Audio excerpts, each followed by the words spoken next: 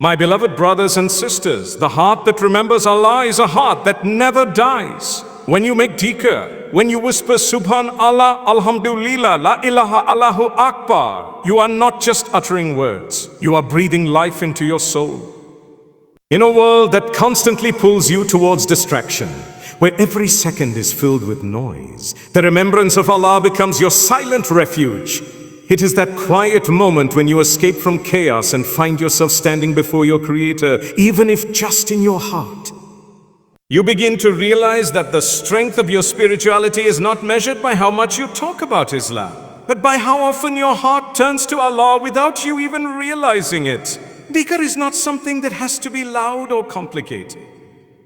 It's as simple as feeling grateful when you wake up, saying Alhamdulillah before every meal, or whispering Astaghfirullah when you realize you've fallen short. It's a constant dialogue between your heart and your Lord. Every time you remember Him, you are lighting a small flame inside your chest.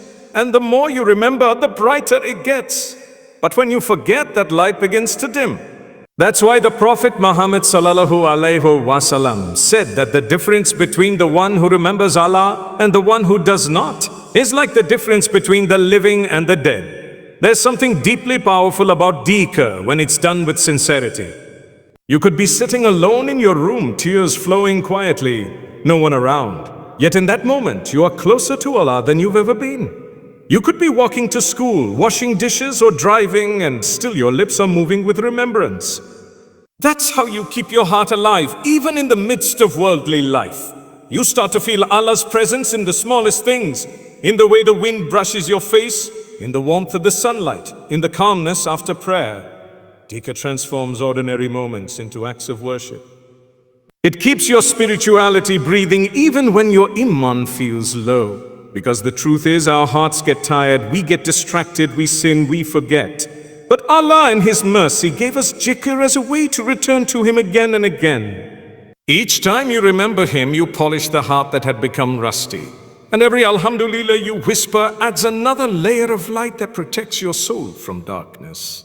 If you ever feel that your connection with Allah is fading, don't panic. Just pause, close your eyes and say His name. Allahu Akbar. You will feel something awaken inside you, a warmth, a peace, a reminder that He never left. You just had to remember Him again. And that right there is how you keep your spirituality alive. One of the most powerful ways to keep your spirituality alive is by surrounding yourself with people who bring you closer to Allah. The kind of company you keep can either nourish your heart or slowly drain it without you even realizing. You might notice that after spending time with certain people, your mind feels lighter, your heart feels calmer, and your soul feels inspired to do better. That's the power of righteous company. On the other hand, there are people who leave you restless, who pull you away from prayer, who make sin look normal. And that's when you start to feel distant from your Creator. Not because Allah moved away, but because you walked into a crowd that didn't remind you of Him. Our hearts are deeply influenced by those around us. The Prophet Muhammad sallallahu alaihi wasallam beautifully said, "A person is upon the religion of his close friend. So let one of you look at whom he befriends." One sentence carries so much wisdom. Your friends are mirrors of your faith. If they're people who pray, you'll find yourself praying more. If they talk about Allah, you'll start doing the same. But if they gossip, joke about haram things, and make you feel like your deen is too much, then slowly your spirituality begins to fade, quietly, without you noticing. Good friends don't just share laughter, they share tears and dua. They remind you of Jannah when the world feels too heavy.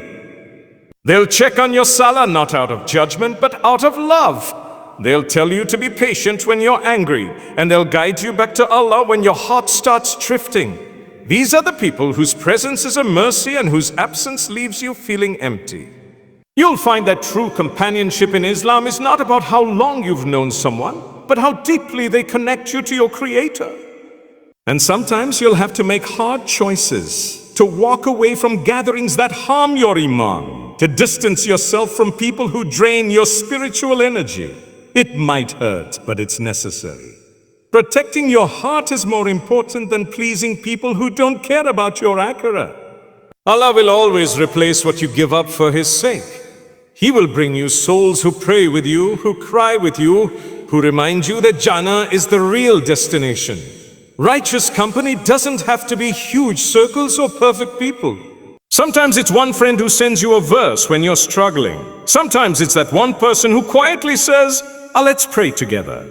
And sometimes it's not even a person. It's a teacher, a scholar, or an online reminder that pulls you back when you're slipping.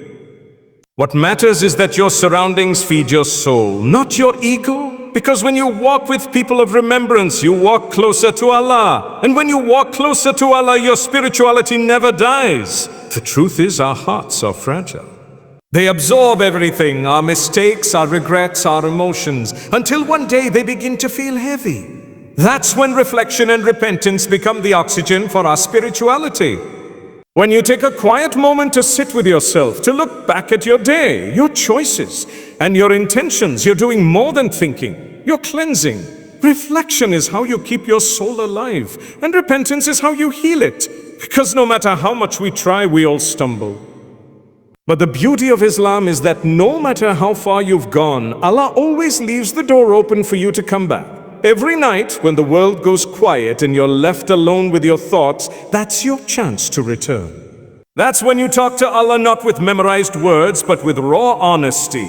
Ya Allah, I've made mistakes, but I'm trying. These moments of sincerity are what rebuild your connection with Him. Tawbah isn't just saying astaghfirullah. It's feeling the weight of your shortcomings and still choosing to turn back instead of giving up. That act alone revives your spirituality more than any lecture or motivational video ever could, because it comes from your heart. When you reflect regularly, you become more aware of yourself. You begin to notice the little things that pull you away from Allah, the small sins, the careless words, the wasted time. But instead of drowning in guilt, reflection teaches you to use guilt as a guide. It tells you where to improve, not where to give up.